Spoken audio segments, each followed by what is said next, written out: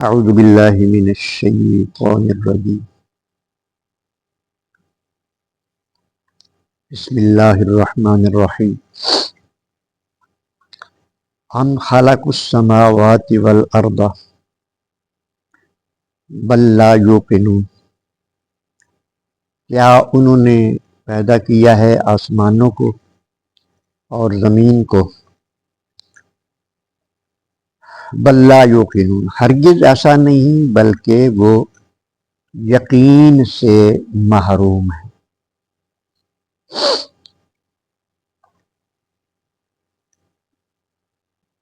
اللہ تبارک و تعالی کا مقدس کلام جو کہ ہماری اصلاح کے لیے، ہماری رہنمائی کے لیے نازل فرمایا گیا ہے، سورہ طور کی آیت نمبر 26 سے آج کا درس شروع ہو رہا ہے۔ اللہ تبارک و تعالی اس آیہ کریمہ کے ذریعے بھی کفار مکہ سے بلکہ پورے انسانوں سے مخاطب ہے۔ اپنے حبیب صلی اللہ علیہ وآلہ وسلم سے یہ فرمایا کہ ان سے پوچھا جائے،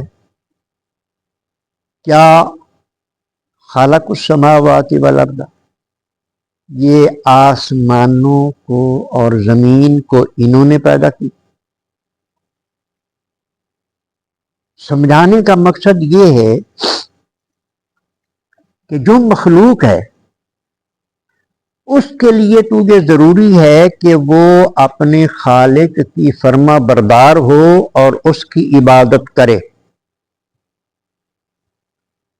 جب یہ چھتر بے مہار ہیں، کوئی بات ماننے کے لیے تیار نہیں، کسی کو اپنا رب ماننے کے لیے تیار نہیں، عبادت کے لیے یہ تیار نہیں، تو ان سے پوچھئے پھر کیا یہ خالق ہے؟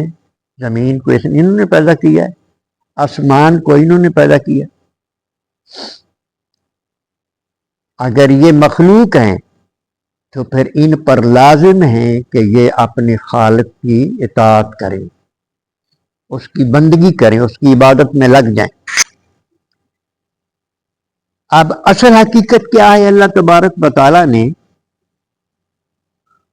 یہ بھی بیان فرما دی۔ اللہ فرماتا ہے بلکہ یہ یقین سے محروم ہیں، ان کو یقین نہیں ہے۔ بعض دفعہ بندہ دعویٰ کرتا ہے، وہ صرف اس کی زبان کی بات ہوتی ہے، اس کا دل نہیں تسلیم کر رہا ہوتا، اس کو یقین نہیں ہوتا۔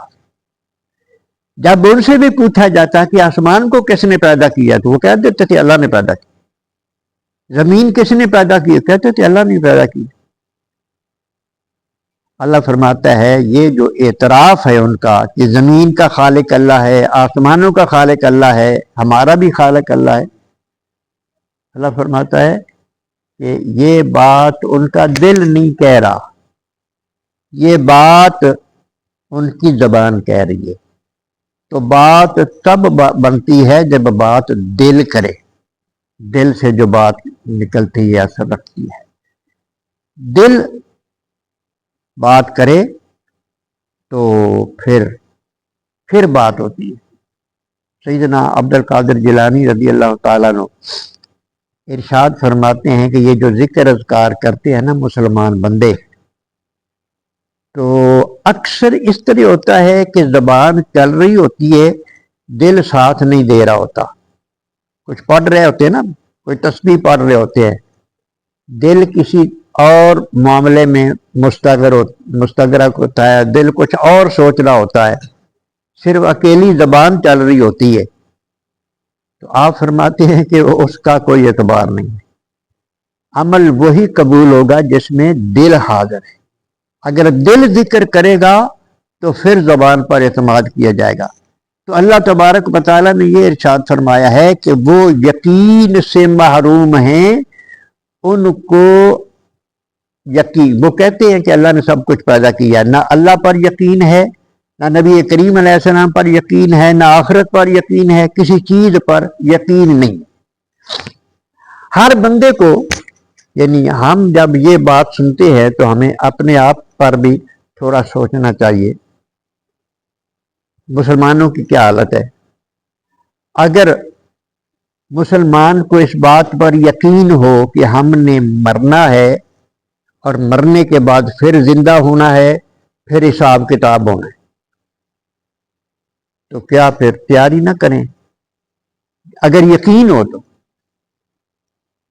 بندے کا مطلب یہ ہے کہ آخرت کی تیاری سے غافل ہونا، یہ اس بات کی علامت ہے کہ اس کو یقین نہیں ہے۔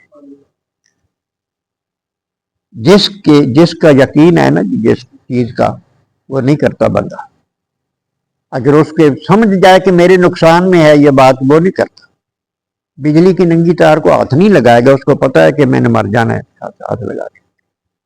لیکن آخرت کی طرف اگر متوجہ نہیں ہے، حرام حلال کی تمیز نہیں کر رہا، تو اس کا مطلب ہے یقین سے محروم ہے۔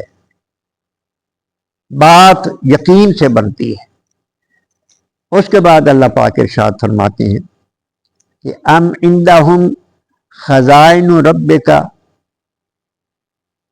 ام ہم المسیطرون، کیا ان کے قبضہ میں ہیں آپ کے رب کے خزانے، یا انہوں نے ہر چیز پر تسلط جما لیا ہے؟ یہ بھی ان کے اعتراض کا جواب ہے۔ اللہ پاک فرماتے ہیں کیا اللہ کے جو خزانے ہیں اختیارات کے، مختلف طاقتیں جو اللہ پاک کے جو خزانے ہیں اس کے پاس، کیا اس پر انہوں نے قبضہ کیا ہوا ہے؟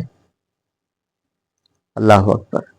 نبی کریم علیہ الصلوۃ والسلام کے بارے میں وہ یہ کہتے تھے کہ پہلی بات تو یہ ہے کہ ہمیں اس بات پر یقین نہیں کہ رسول کوئی انسان بن کے آئے، ہم یہ نہیں مانتے۔ اگر انسانوں میں سے اللہ نے کوئی رسول بھیجنا ہی تھا تو پھر مکے کا فلانا چودھری تھا، اثر رسوخ بھی تھا، اس کے بعد زمین پانڈا سارا کچھ اس کے پاس، یہ دولت، 4 بندے بھی نال سن، اللہ نے عبداللہ دا یتیم ہی ملیا سی نبوت واسطے۔ یہ وہ بکتے تھے۔ اس کے جواب میں اللہ تبارک و تعالیٰ نے ارشاد فرمایا کہ یہ جس ذات کا اختیار ہے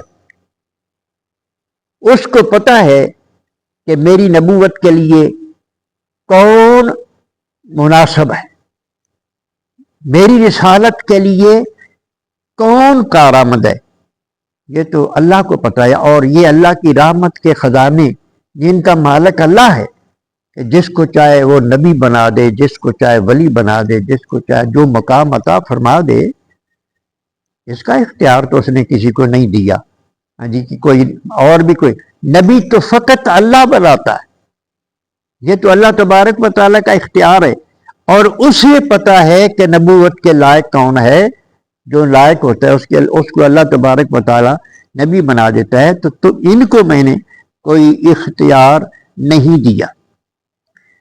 تو یہ ان آیات میں ایک تو یہ بات واضح کی گئی ہے کہ انسان جب تک صاحب یقین نہیں ہوتا، وہ ٹھوکریں کھاتا رہتا ہے، وہ گمراہی کے دلدل میں پھنسا رہتا ہے۔ اللہ کے احکام پر بندے کا یقین ہونا چاہیے، اللہ کے نبیوں پر یقین ہونا چاہیے، اور پھر یہ ہے کہ اللہ کے کسی معاملے میں اعتراض نہیں کرنا چاہیے، اللہ کی ہر بات، اس کے رسولوں کو حق ماننا چاہیے، آخرت کو حق ماننا چاہیے، تبھی انسان کی نجات ہے۔ اللہ تبارک و تعالیٰ سمجھنے کی اور اس کے احکامات پر عمل پیرا رہنے کی توفیق عطا فرمائے۔